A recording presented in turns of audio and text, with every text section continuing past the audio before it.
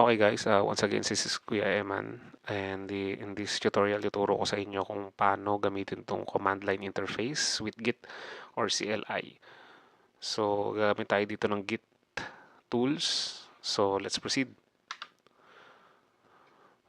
But before that, we need to know what is command line interface or CLI.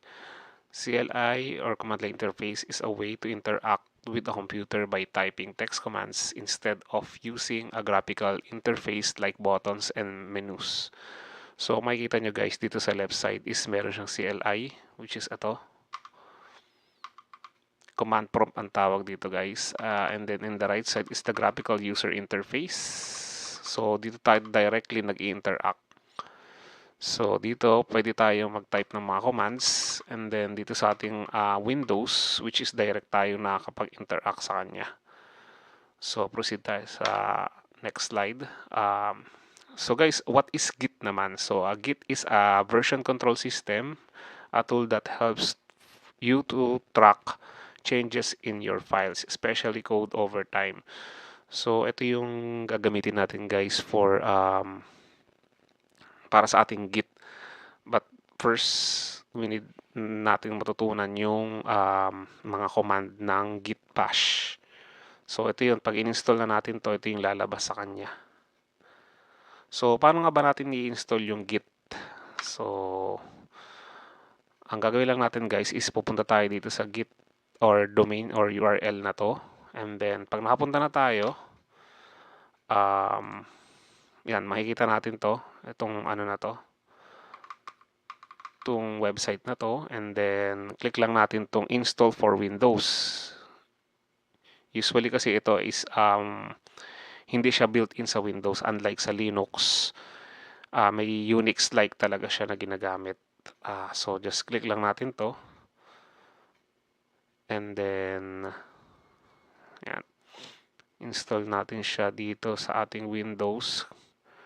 Click here to download, and then the version. And then meron din standalone installer, portable. So try natin siya dito guys. 64-bit ang ating operating system. So ayan guys, magda-download na siya. So after nyan,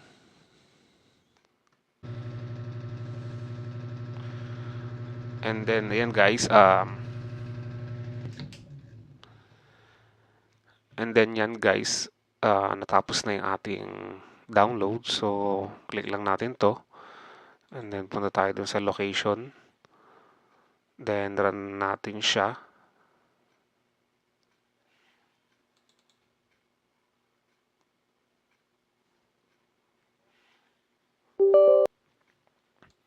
Then guys, ito yung lalabas sa kanya. Click next lang natin siya, and then dito siya mag-i-install dito sa part na to. Si program files, git, and then next. Already exists kasi in-install ko na rin siya just to ano lang, may pakita ko lang sa inyo yung kung paano siya mag-install, and then yes ko lang to. So by default ayun naman yung mga ano niya, pwedeng i-select sa kanya, pero pwede na rin yung ganito. Just hit next lang natin, and then git, and then usually by default lang talaga tayo ngayon. So in this part, dati kasi master yung gamit, ngayon main na. So ituturo ko sa inyo kung bakit ganun yung ano sa mga susunod nating video. Pero as of now, pwede na muna nating by default itong part na to. Okay, i-next lang natin, and then ito din. Okay, next lang. Then next lang din. Then next. Most likely, by default muna tayo kasi ang gagamitin lang naman natin is bash. Okay, and then next. Next lang natin siya. Tapos, okay lang, enable natin, then mag-i-install na siya.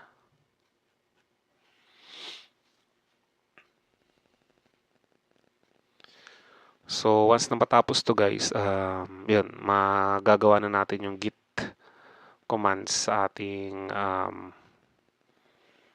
git bash na naka-install. So, hintayin lang natin siya.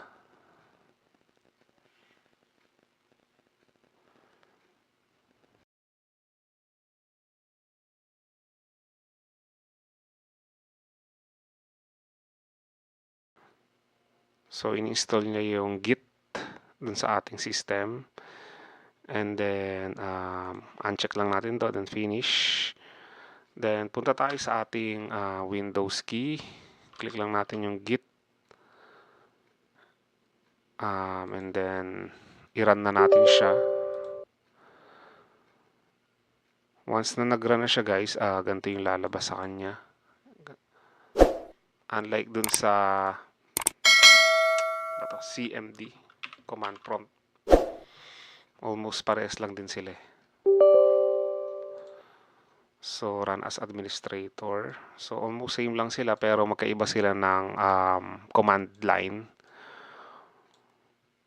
Like for example, dito sa command prompt na built-in sa Windows, para makita mo yung list of folder or files, tatype mo lang yung dir. And medyo madami siya kasi nasa system 32 siya. So, kinontrol C ko lang para mag-exit. And then dito naman sa ating git bash, ls, ang katumbas niya doon.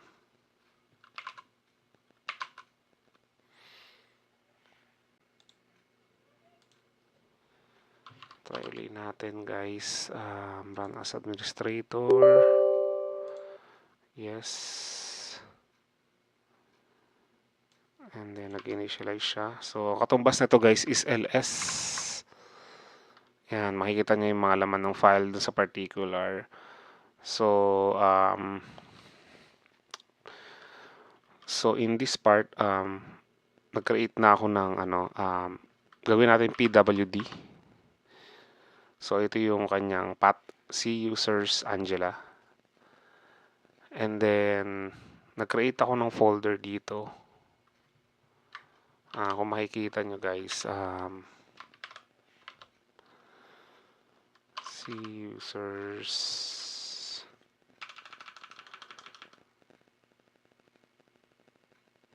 Angela.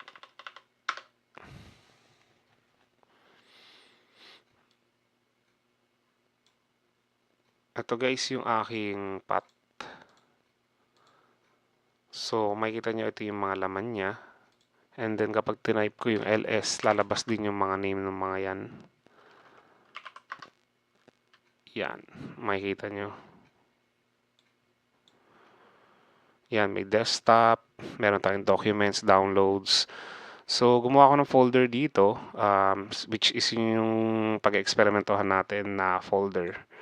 Kasi medyo delikado rin kapag inano natin to, baka ma-delete natin accidentally or may magawa tayong something. So, paano ba tayo makakapasok dyan sa folder na yan? So, gagamit tayo ng command dito. cd, yan, change directory, tapos yung name nung folder, git bash. So, ayan guys, pwede na natin siya i-clear din para mawala yung ibang commands kasi medyo madami. So, in our Windows, click natin to. So, ito yung, kung ano yung laman nito, yun din yung magiging nasa loob nung specific folder. So, close na natin yung command prompt. Terminal din kasi yung tawag dito is CLI din siya, pero iba kasi siya dito. Pero pwede rin siyang i-install yung git dito sa mismo command prompt. So, magpo-focus na lang muna tayo sa git bash. So, i-close ko na to. Pwede tayong i-type natin exit. So, ayan guys. Makikita niyo yung difference between CLI and tawag dito, Windows. So, ayan. Medyo lakihan lang natin siguro tong text nito kasi masyadong maliit.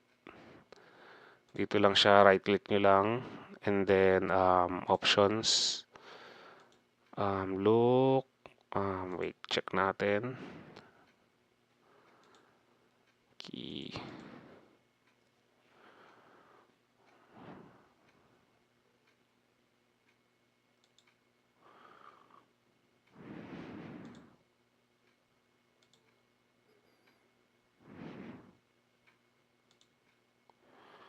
Ito pala, select. Medyo lakihan natin siya guys para mabasa nyo siya. Okay. Save lang natin. So, ayan guys. Mapapansin nyo lumaki na yung windows niya. So, dito tayo sa left side, yung ating windows. And then sa right side, yung CLI natin. Almost same lang din naman sila. So, ayan guys. So, in our PowerPoint, after natin ma-download, so ito yung mga parameter na gagamitin natin. Or commands pala, sorry. Git bash commands, Linux-like siya. Kasi usually, yung bash kasi is ginagamit din ng Linux. So, kung familiar kayo sa Linux, almost same lang din siya ng commands. So, first natin gagawin is make directory and then yung name. Makikita nyo ito guys. So, close muna natin to. Para pa mag-make directory dito. Make dir tapos space and then yung name ng directory. Folder 1. And then hit enter.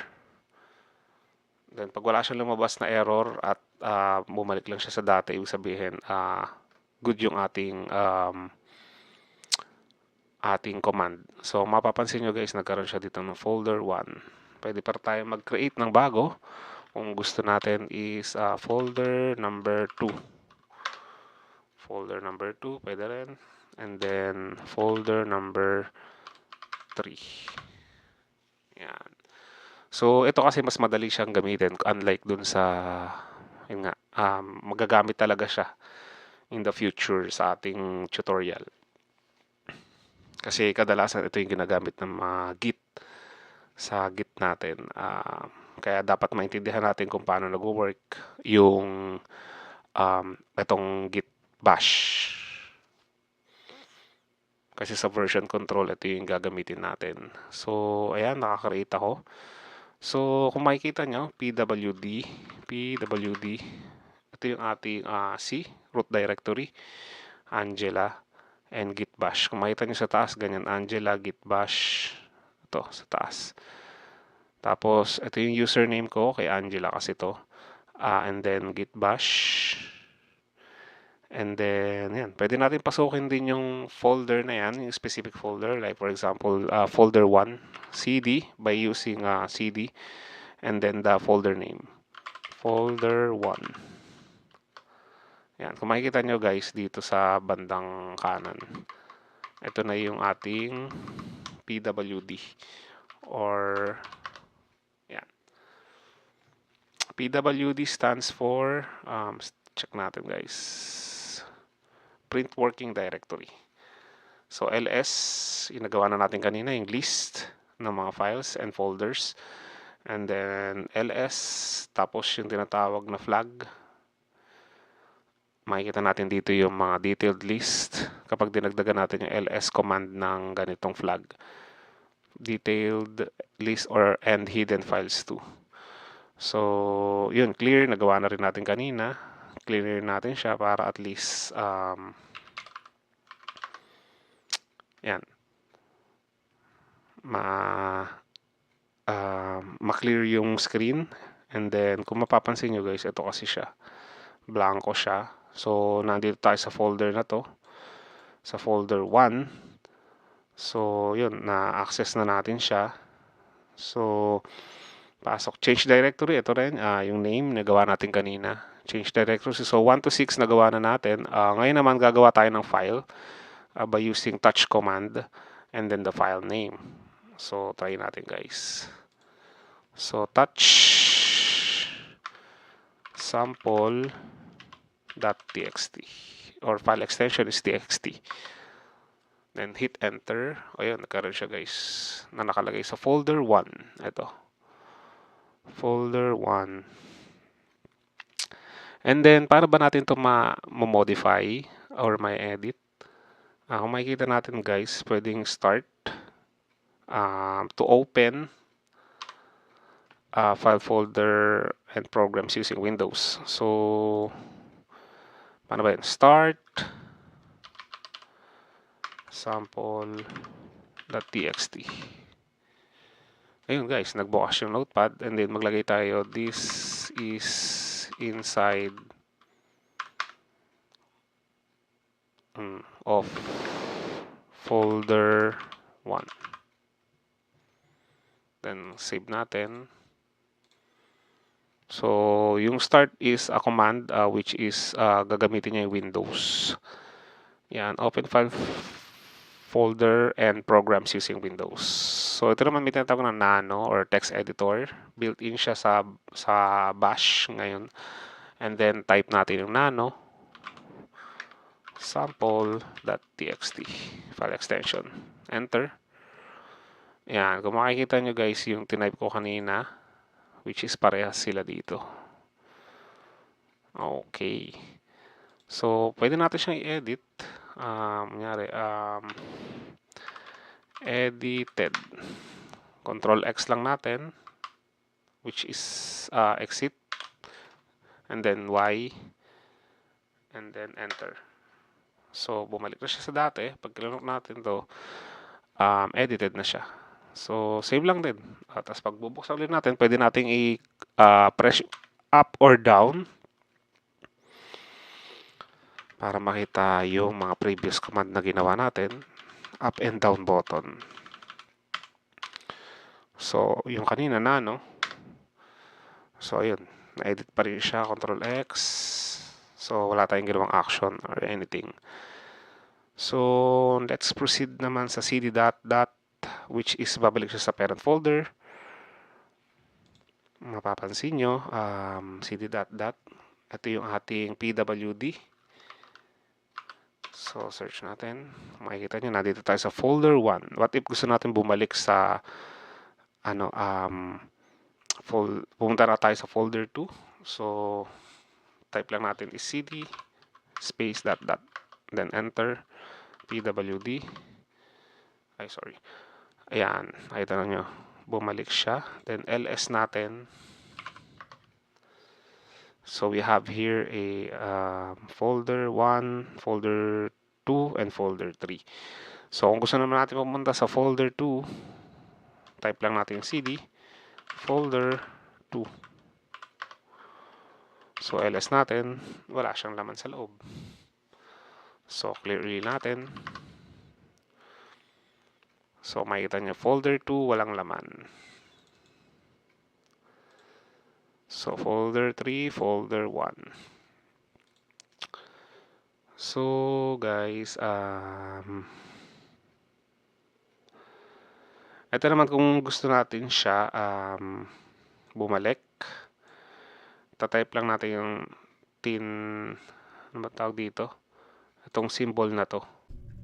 Okay, so ayun nga guys, paano tayo babalik dun sa pinakang root or user directory, which is yung ating PWD is nakalagay tayo sa C users Angela git bash folder 2. So paano tayo babalik dun sa Angela or yung root natin? Itatype lang natin yung cd tsaka yung tilde na symbol. Yung ganyan, and then hit enter.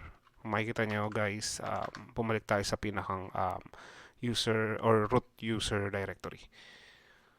So, kung makikita nyo, ito siya. And then, number 12 is remove directory. Paano tayo magre-remove ng directory sa ating git bash? Or remove file. And then, so doon sa ating folder 1, meron tayong file na ginawa. Pero pwede rin naman tayong gumawa dito sa ibang folder, which is yung folder 2 and folder 3. So, balik ulit tayo sa folder number 1. So, type natin ulit cd folder 1. So, yan.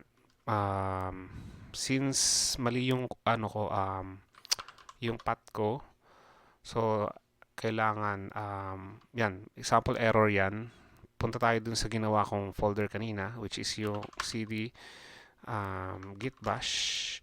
Pwede na natin i-try to guys sa ls, which is ls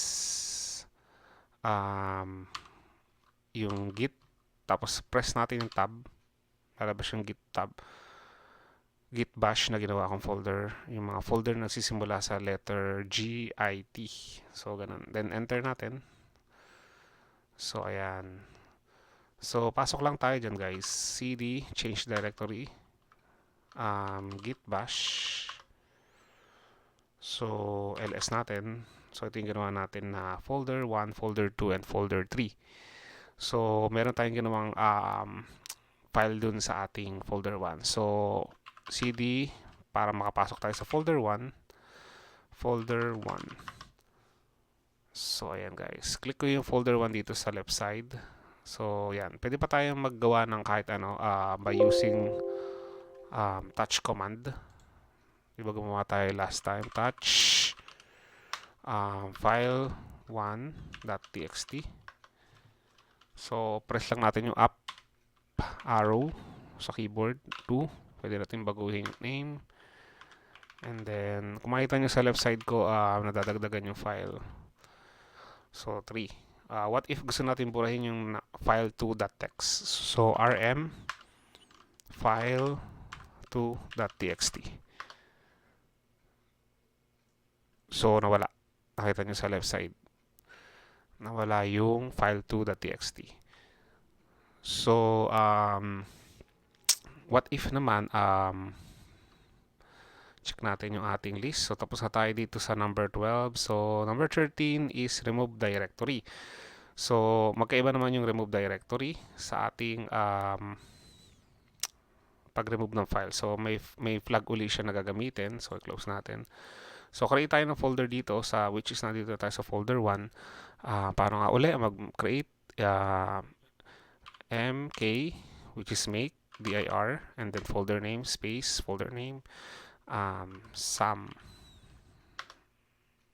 So, lalabas nyo yung sum na folder. Makikita nyo guys, sum folder. And then, i-remove natin siya. Kung makikita nyo kanina, yung pinakita ko na sa number 13 is mayroon siyang R flag sa nakasunod and hyphenated. rm r sum. Then, enter natin. Na-delete siya. So, ano ba yung ating number 14? So, number 14 is equivalent to remove files din siya, pero may asterisk siya, which is nag-indicate sa all. Wildcard ang tawag dyan, guys. So, try natin, which is all yan. Mabubura lahat yan para hindi natin i-type ng isa-isa kung sakaling gusto natin burahin lahat. So, rm, and then space, asterisk. Ngayon, pag hinit ko to guys, mabubura lahat yan. So, yun guys, nabura siya, which is hindi na natin siya minanwal na i-delete isa-isa. And then, proceed tayo dun sa atin. And then, exit. Ayun. Ganun lang. So, bigyan ko lang kayo ng additional for our tutorial. Touch sample.txt. So, nagawa siya uli. And then, press up. Sample 2. Sample 3. So, meron din tayong parang tinatawag na sa ls, which is yung mga naka-hide. Pwede rin natin makita.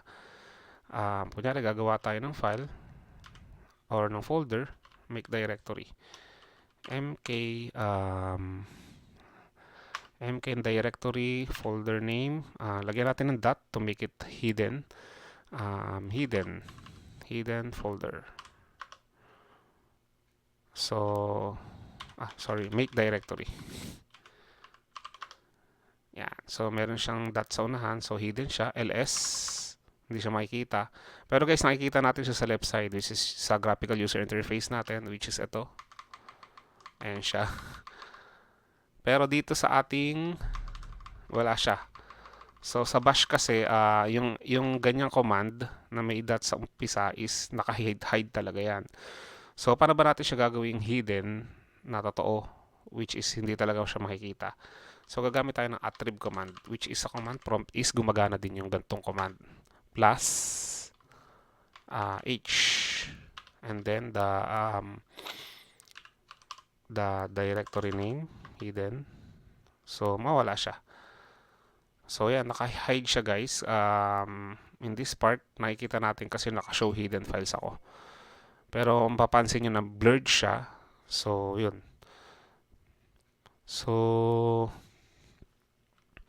in that part, ano siya, na hidden. So, pwede rin natin siyang ibalik sa dati, which is, yan, minus. So, yung isa positive, ito minus. So, it means uncheck sa ating graphical. So, yun, ano siya, and then, yun, pwede rin natin siyang i-modify. So, remove din natin, ganun. Remove asterisk, which is all. Ayan, nabura siya. So guys, as of now, yun lang muna ating tutorial for today. Ang ating next video is about Git, which is yung version control. Gagamitin na talaga natin siya since ito is CLI pa lang naman. So, doon natin mas maintindihan kung para saan yung mga tinalakay natin ngayon, which is yung mga command line interface or yung mga command, git bash command. So, ayun, magagamit natin siya sa ating Git version control. Yung mga pag-commit, push, and pull, pag-create ng folder, yan. Doon na papasok yun, guys. Well, anyway, guys, thank you for your watching, and please like, share, and subscribe to our channel. That's it. Bye-bye.